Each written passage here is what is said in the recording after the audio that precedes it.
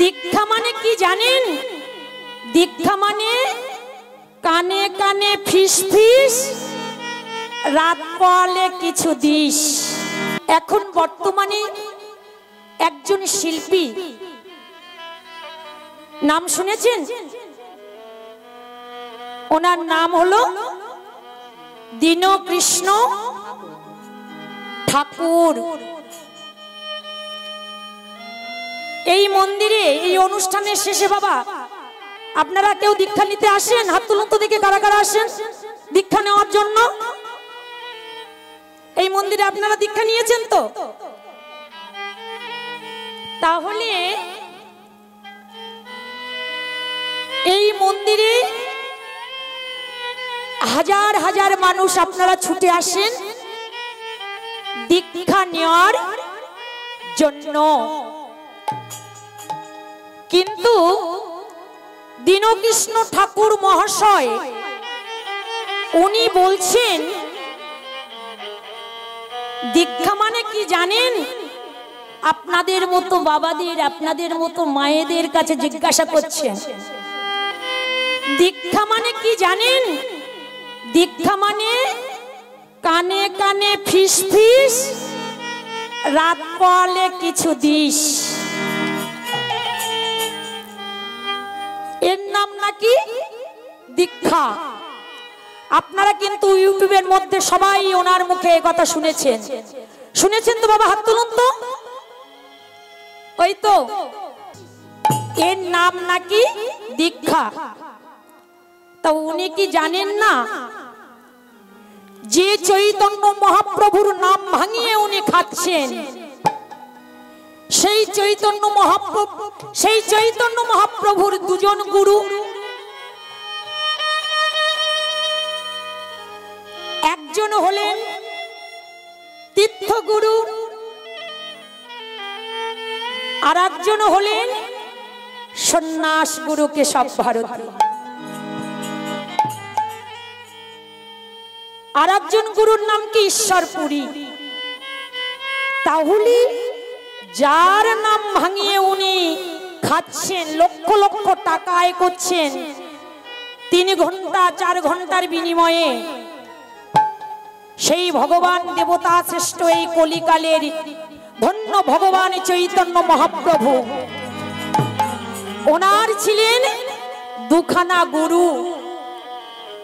উনি দেখুন, উনি বলছেন যে দীক্ষা মানে কি গো? পয়সা রোজগারের পথ বৈষ্ণবদের। বৈষ্ণবরা দীক্ষা দেয় আপনার পয়সা রোজগারের জন্য। তা বাবা একটা কথা আপনারা বলুন তো, গুরু, গু শব্দে অন্ধকার, রু শব্দে আলো। যে অন্ধকার থেকে আলোর পথ দেখায় তিনি হলেন গুরু। নিতাই গৌর হরি বল, হরি বল, হরি বল। তাহলে একজন বৈষ্ণব যখন দীক্ষা দিচ্ছেন তার শিষ্যকে বাবা, তিনি কত নিচ্ছেন? সেই দীক্ষার বিনিময়ে মা কত নিচ্ছেন? হয়তো বড় জোর একটা ধুতি গেঞ্জি দিচ্ছেন, তার হাতে 500 টাকা ধরিয়ে দিচ্ছেন মিষ্টি সেবার জন্য। তার বিনিময়ে গুরুদেব আমাদের কি দিচ্ছেন? না, অন্ধকার থেকে আলোর পথ দেখিয়ে দিচ্ছেন। আমাদের মৃত্যুর পরে আমরা যেন বৈকুণ্ঠে ধাম যেতে পারি, সেই আলোর পথ গুরুদেব দেখাচ্ছেন। তার বিনিময়ে আমরা গুরুদেবকে 500 টাকা দিচ্ছি, একটা ধুতি গেঞ্জি দিচ্ছি। আর উনি দীক্ষা মানে ফিস ফিস, রাত পোয়ালে কিছু দিস, এমনি করে গুরু নিন্দা করছেন। আর ওনার ভিজিট কত বাবা? ওনার ভিজিট, আমি ওনার একজন মানে ওনার যে পারিষদ তার কাছে ফোন করেছিলাম আমার বাড়ির গানের জন্য, যে বাবা দীনকৃষ্ণ ঠাকুর মহাশয়কে নিতে গেলে কত লাগবে। তা ভদ্রলোক আমাকে বললেন 1 লাখ। তাহলে সত্যের সন্ধানী দীনকৃষ্ণ ঠাকুর, যিনি সত্যের পথ দেখাচ্ছেন, যে তোমরা সত্য কথা বলো আর সত্য পথে চলো, ওনার ভিজিট কেন 1 লাখ টাকা? গুরুদেব যে আমাদের মুক্তির পথ দেখাচ্ছেন, তিনি আমাদের কাছ থেকে নিচ্ছেন 500 টাকা একটা ধুতি গেঞ্জি, আর উনি নিচ্ছেন 1 লাখ টাকা। আর উনি ব্রাহ্মণদের বলছেন চিটিংবাজ, বৈষ্ণবদের বলছেন চিটিংবাজ। আজ ব্রাহ্মণ চিটিংবাজ না ওই দীনকৃষ্ণ ঠাকুর চিটিংবাজ বলুন তো?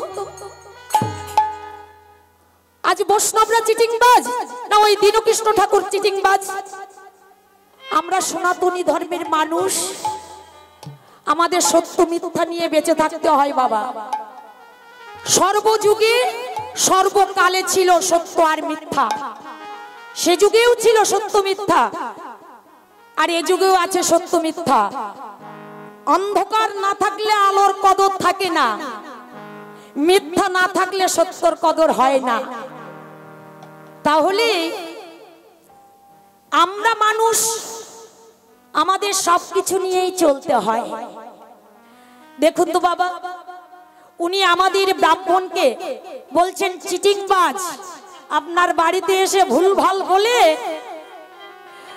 আপনার মাথায় টুপি পরিয়ে চিটিংবাজি করে টাকা পয়সা নিয়ে চলে যাচ্ছে। তা আমার বাড়িতে এসে আমার আরাধ্য দেবতা লক্ষ্মী, আমার আরাধ্য দেবতা সরস্বতী, তার পূজা করে সব কথা ভুল বলে যদি গোবিন্দায় নম বলে যদি 1000 টাকা তার হাতে তুলে দিই, আমরা ভুল কোথায় করছি? আর আমাদের সনাতনী ধর্মটারে নষ্ট করে দিচ্ছে, আমরা প্রতিবাদ করতে পারছি না। আমাদের চৈতন্য মহাপ্রভুর নামে নিন্দা করছি, ভগবান শ্রীকৃষ্ণের নিন্দার তো শেষ নেই, উনি তো বলেই যাচ্ছেন। কিন্তু আমরা যার চরণ ধরে পড়ে থাকি, যার চরণে প্রতিদিন জল তুলসী দিই, যার চরণ ছাড়া আমরা কিছু জানি না, তার নিন্দা আমাদের সামনে যখন করে বাবা, আপনারা তার প্রতিবাদ করতে জানেন না। একবার তো বলতে পারেন, ওহে দীনকৃষ্ণ ঠাকুর ভাই, আপনাকে এনেছি হরি কথা কৃষ্ণ কথা শুনবার জন্য। ব্রাহ্মণ চিটিংবাজ, বৈষ্ণব চিটিংবাজ, সেটা আমরা বুঝবো। আপনার কাছ থেকে শিক্ষা নেওয়ার জন্য আপনাকে এখানে 1 লাখ টাকা 80,000 টাকা দিয়ে ডেকে আনা হয়নি। নিতাই গৌর হরি বল, হরি বল, হরি বল। তাহলে বাবা চিটিংবাজ কে গো? আমাদের বৈষ্ণব, যে আমাদের অন্ধকার থেকে আলোর পথ দেখাচ্ছেন গুরুদেব, সে চিটিংবাজ না ওই দীনকৃষ্ণ ঠাকুর চিটিংবাজ? যে ব্রাহ্মণ আমার বাড়ির মঙ্গলের জন্য পূজা অর্চনা করছে, তারা চিটিংবাজ না ওই দীনকৃষ্ণ ঠাকুর চিটিংবাজ? যে আমাদের কৃষ্ণকে প্রতিনিয়ত অপমানিত করছে। বাবা আপনাদের কাছে, ও মা আপনাদের কাছে আমি করজোড়ে বলে রাখি,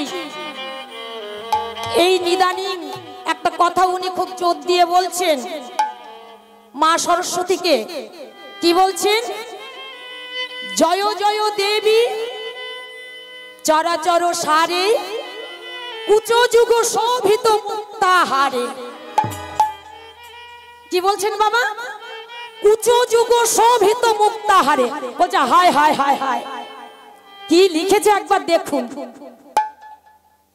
আর কদিন পরে বাচ্চা বাচ্চা মেয়েরা যাবে সরস্বতী ঠাকুরের অঞ্জলি দেওয়ার জন্য। আরে লেখক লিখেছেন কুচো যুগ শোভিত মুক্তাহারে।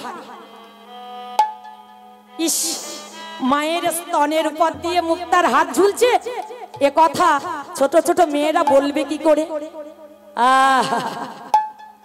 এই যে আমি মালাখানা পড়েছি বাবা, এই মালাখানা আমার কি করছে? শোভাবর্ধন করছে। তা মা সরস্বতীর স্তনের উপর দিয়ে যদি মুক্তার হাড় দোলে, সেখানে হাই হাই করবার কি আছে? বাজে বাজে কথা বলবার কি আছে? মালা পরে কেন বাবা? মালা পরে শোভাবর্ধন করবার জন্য। জয় জয় দেবী চরাচর সারে, উচ্চ যুগ শোভিত মুক্তাহারে, বীণা রঞ্জিত পুস্তক হস্তে, ভগবতী ভারতী দেবী নমস্তুতে। যে আমাদের উপাস্য দেবী, যার উপাসনা না করলে আমাদের চলে না, তার কেমন করে একটা মালা নিয়ে কেমন করে একবার উপহাস করছে, একবার দেখুন। এই মালা তো মায়ের স্তন দুগ্ধের উপর দিয়েই দোলে, তাতেই তো শোভাবর্ধন হয়। এই কথাটির মধ্যে ও যে কোথায় বাজে কথা খুঁজে পেয়েছে আমার মাথায় আসলো না বাবা। তাহলে এবার থেকে ওনার কথা শুনতে গেলে মালার সামনে পড়লে হবে না, মালাটি পিছন দিকে ঘুরিয়ে দিতে হবে। কেননা মায়ের মালা তো আছে, কুচ যুগ শোভাবর্ধন করে চলেছে মায়ের মালা। আর উনি বলছেন বিচ্ছিরি বিচ্ছিরি কথা নাকি এটা? এ কথা বলতে গেলে আপনারা প্রতিবাদ করবেন বাবা, যে মালা তো যুগল পয়োধরের উপর দিয়েই তোলে, এখানে তো মেয়েদের শোভাবর্ধন করে। তা তুমি বাবা এই কথাটার ভিতরে কি ভুল খুঁজে পেয়েছো যে ছিছি ছিছি ছিছি ছোট ছোট মেয়েরা এই কথাটি বলবে কি করে? প্রতিবাদ করবেন তো মা? হাত তুলে বলুন তো দেখি। প্রতিবাদ করবেন বাবা। তাহলে আমরা সনাতন ধর্মের মানুষ বাবা, আমাদের সবটাই নিয়ে বেঁচে থাকতে হয়। আমাদের লক্ষ্মী পূজা করতে হয়, সরস্বতী পূজা করতে হয়, কালী পূজা করতে হয়, দুর্গা পূজা করতে হয়। উনি দুর্গা ঠাকুরকে বলেছেন, এই দুর্গা ঠাকুরের তো 10 হাত, তা কোন কারিগর এই ব্লাউজ তৈরি করে? উনি জানেন না যে সে মহিষাসুর মর্দিনী মা, সে ভগবান। তার ব্লাউজ তৈরি করা থাকে না সাধারণ মানুষের মতো, তার ব্লাউজ সবসময় গায়ে পরা থাকে। সে ব্লাউজ তৈরি করার কারিগর এখনো হয়নি। বলছে কোন কারিগর এই ব্লাউজ তৈরি করে? শুনবেন তো, যারা যে লেখক এই বই লিখেছে, তিনি তো ভগবান, তিনি তো সবই পারেন। পারেন তো বাবা? তাহলে ওনার এই প্রশ্নের কে উত্তর দেবে বলুন? আসলে দাঁড়িয়ে দাঁড়িয়ে লাখ লাখ টাকা নিচ্ছে আর আজে বাজে কথা বলছে। আপনারা সনাতনী ধর্মের মানুষ, আপনারা এর প্রতিবাদ যদি না করেন, আস্তে আস্তে দেখবেন ওই শ্রীমতী রাধারানীর মতো উচল বলিয়া নিচলে চলিনু, উচল বলিয়া নিচলে চলিনু, করিনু অগাধ জলে, উচল বলিয়া নিচলে চলিনু, করিনু অগাধ জলে। আর লক্ষ্মী চাহিতে দারিদ্র বাড়ালো, লক্ষ্মী চাহিতে দারিদ্র বাড়ালো, মানকো হারানো হেলে কিবা, মানকো হারানো হেলে কিবা, মানকো হারানো হেলে কিবা, মানকো হারানো হেলে। আমাদের অবস্থা কি হবে বলুন তো বাবা? উচল বলিয়া নিচলে চলিনু, পড়িনু অগাধ জলে। আমাদের এই অগাধ জলে সমুদ্রের তলায় তলিয়ে যেতে হবে আপনারা যদি দৃঢ় হাতে প্রতিবাদ না করেন। ওইদিকে কারা কারা প্রতিবাদ করবেন একটু হাত তুলুন তো দেখি। নিতাই গৌর সীতানাথ প্রেম প্রেমানন্দে, হরি বল হরি বল হরি বল। তাহলে শ্রীমতী রাধারানী, শ্রীমতী রাধারানীও মা বলছে যে আমি কৃষ্ণকে ভালোবেসে শুধু দুঃখ পেয়ে গেলাম। তাই একবারে দেখুন ও মা, পদকার চণ্ডীদাস কি বলছে, ওগো কহি চণ্ডীদাসে শোনো বিনোদিনী, সুখ দুঃখ দুটি ভাই,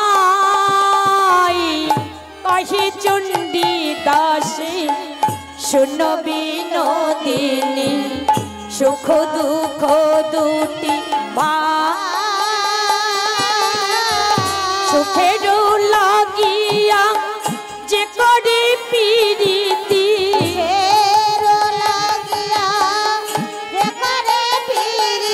আমার সুখের লাগিয়া যে করে প্রীতি, দুঃখ যায় তারি ঠাই, দুঃখ যায় তারি ঠাই, দুঃখ যায় তার গায়, দুঃখ যায় তার গায়, বলি দুঃখ যায় তারি ঠাই, নইলে কাঁদিবে কি গা, কাঁদিবে কি গা, কাঁদিবে কি গা, কাঁদিবে কি গা, বলো তোমরা কাঁদিবে কি গা, বলো তোমরা কাঁদিবে কি গা, ওই সুখের নিকট দুঃখ না এলে বলো তোমরা কাঁদিবে কি গা, সুখের নিকট দুঃখ না এলে বলো তোমরা কাঁদিবে কি গা, সুখের নিকট দুঃখ না এলে বলো তোমরা কাঁদিবে কি গা, দুঃখ না এলে হরি হরি হরি হরি বলে, নিকট দুঃখ না এলে হরি হরি হরি বলে, নিকট দুঃখ না এলে একবার হরি হরি হরি বলে, বলো তোমরা কাঁদিবে কে গা। শ্রীমতী রাধারানী যখন ললিতা বিশাখাকে বলছে, ওরে আমি ঘাটি মাটি গটি বাটি আমি যেখানেই যাই না কেন সবাই আমাকে কলঙ্কিনী বলে, তখন আমার ললিতা বলছে এই প্রেমময়ী তোর যার নামে কলঙ্ক হয়েছে একেবারে তুই তারে ডাক, তারে ডাক, তারে ডাক, তারে ডাক, তারে ডাক, তারে ডাক, তারে ডাক, তারে ডাক, তারে ডাক, তারে ডাক, তারে ডাক, তারি ডাক, তারি ডাক, ডাকার মতো করে রাধে তারি ডাক, তারি ডাক,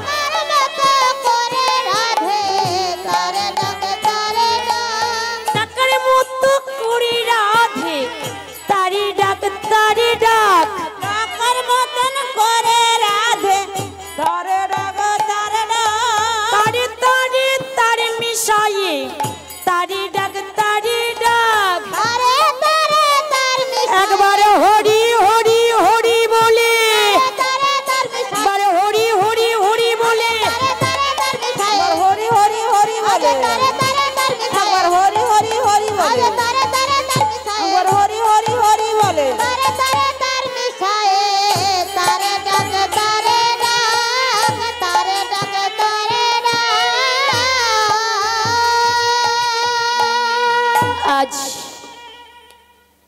ওমা ললিতা বলছি একেবারে তারে তারে তার মিলিয়ে তারে ডাক।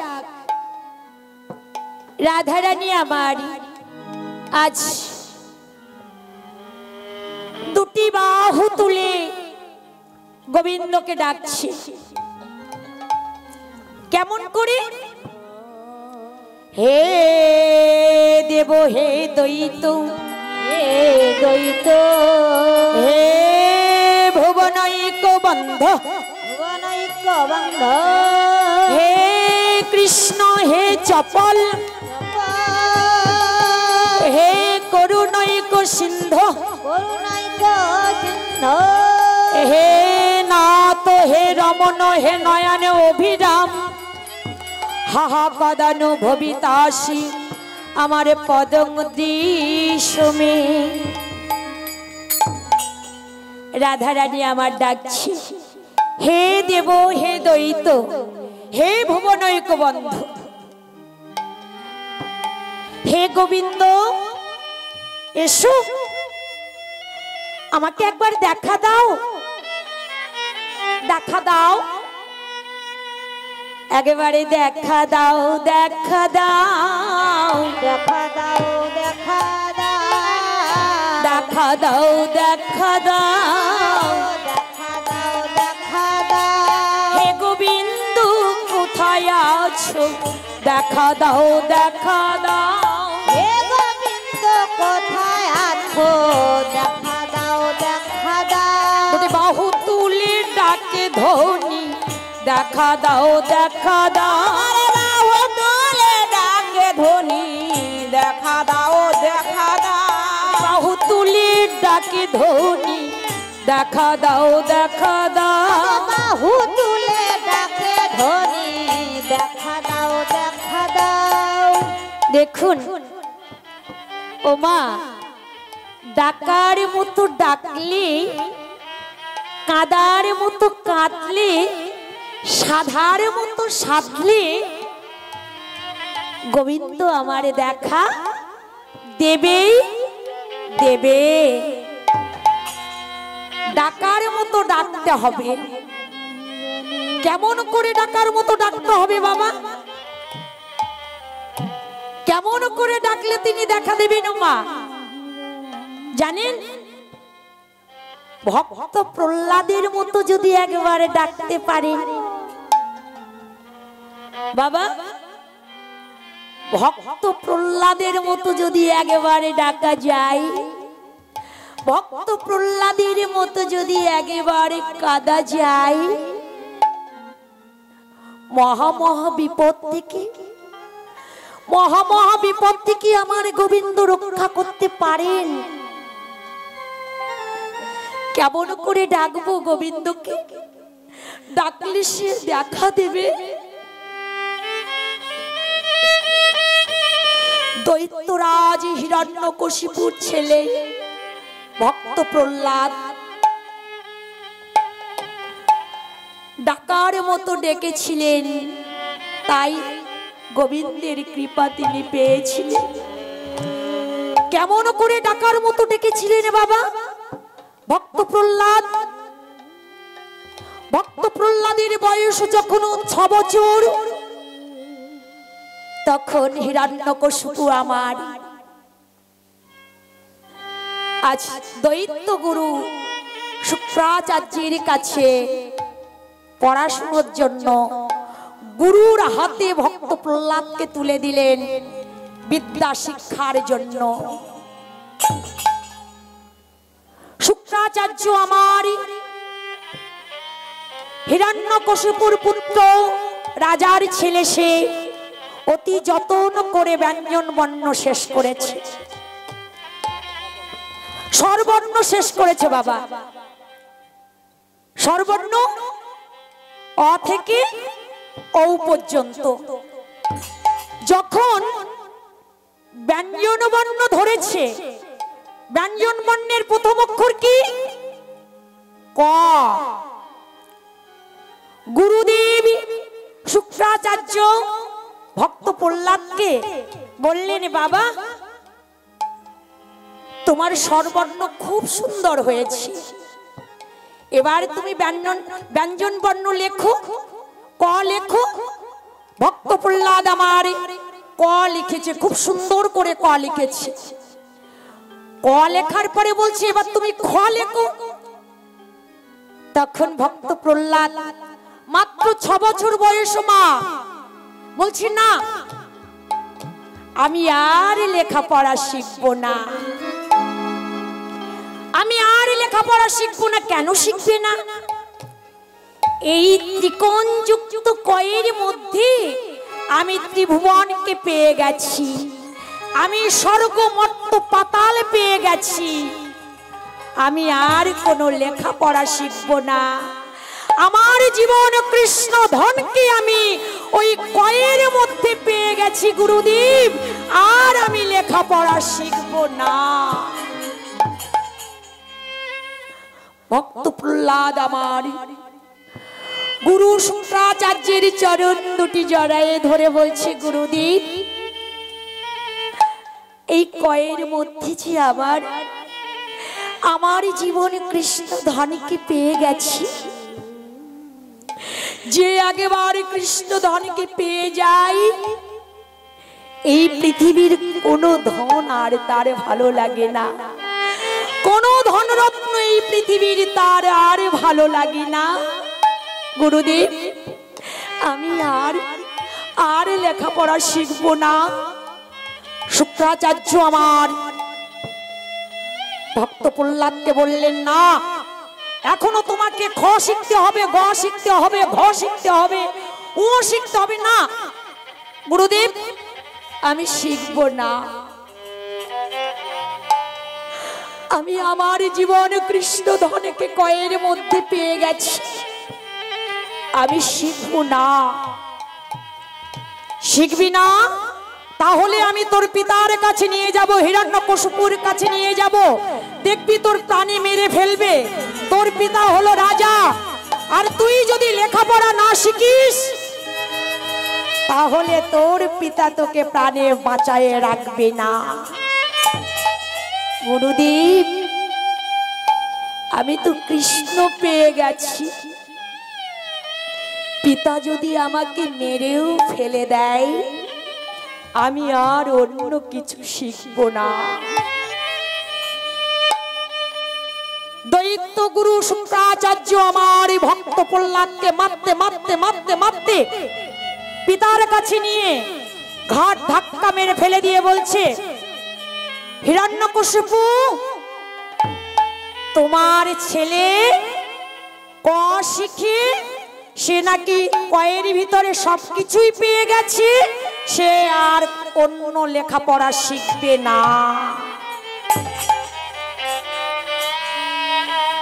হিরণ্যকশিপু আমার ভক্ত প্রহ্লাদকে ডেকে বলছে, বাবা তুমি রাজপুত্র, তোমাকে অনেক লেখাপড়া শিখতে হবে।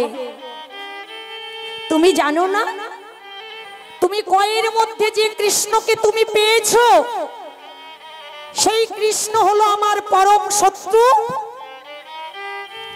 আমি কৃষ্ণ নাম পটনে নিই না, আমি কৃষ্ণ রূপ নয়নে দর্শন করি না, আমি কোনোদিন কৃষ্ণ গুণ আমার বদনে গাই না।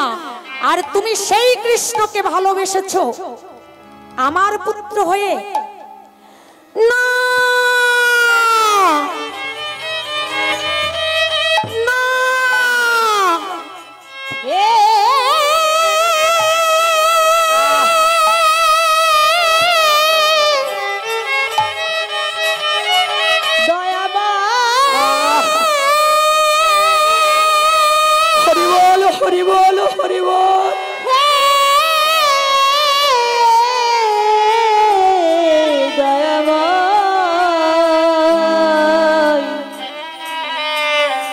একেবারে কৃপা করো।